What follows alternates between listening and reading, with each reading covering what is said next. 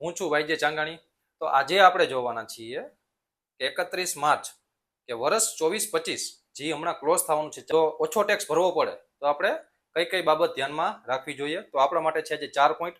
તો સૌ પ્રથમ છે આપણા માટે ટેક્સ સેવિંગ ઇન્વેસ્ટમેન્ટ।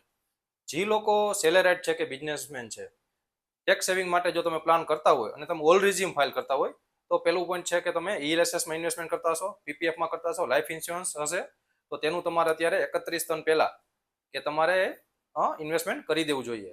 બીજો પોઈન્ટ છે આપણી પાસે ટીડીએસ। જો તમે સેલેરિડ પર્સન હોય તો તમારું ટીડીએસ કાપેલું છે ફોર્મ નંબર 60 હશે। જો તમે સિનિયર સિટીઝન હશો અને તમે બેંકમાં એફડી હશે તો તમારે તે સર્ટિફિકેટ ચેક કરી લેવું જોઈએ। અને જો તમે કોઈ કોન્ટ્રાક્ટર છો તો તમારે જ્યારે પેમેન્ટ થયેલું હશે ત્યારે તમારા પેમેન્ટમાં અમુક પેમેન્ટ કટ થયેલું હશે તો તે તમારે ટીડીએસ ચેક કરી લેવો જોઈએ। અને ત્રીજો પોઈન્ટ છે કે બિઝનેસમેન, તમારો બિઝનેસ ઓડિટમાં આવતો હોય તો તમારે જેવા કે એક્સપેન્સ ડિસઅલાઉ ન થાય તે તમારા માટે એક્સપેન્સ ચેક કરી લેવા જોઈએ।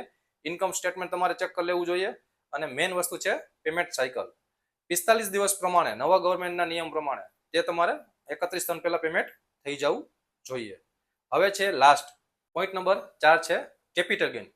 જો તમે ગયા ફાઇનાન્શિયલ યરમાં સેલ્સ કરેલી પ્રોપર્ટી જેવી કે સ્ટોક, આઈપીઓ કે મ્યુચ્યુઅલ ફંડ એક વર્ષની અંદર જો તમે સેલ્સ કરેલું હશે તો નવા બજેટના નિયમ પ્રમાણે ભલે તમારું ઇન્કમ ટેક્સ રિટર્ન તમે ટેક્સ ફ્રી ફાઇલ કરતા હોય પણ 3 લાખ નીચે હશે તો તમારે ટેક્સ એમાં નહીં ભરવો પડે। જો 3 લાખ તો તમને કેપિટલ ગેઇન આવવાનો નથી, અને જો 3 લાખ ઉપર હશે તો તમારે કેપિટલ ગેઇન ભરવો પડશે, જે છે 20%।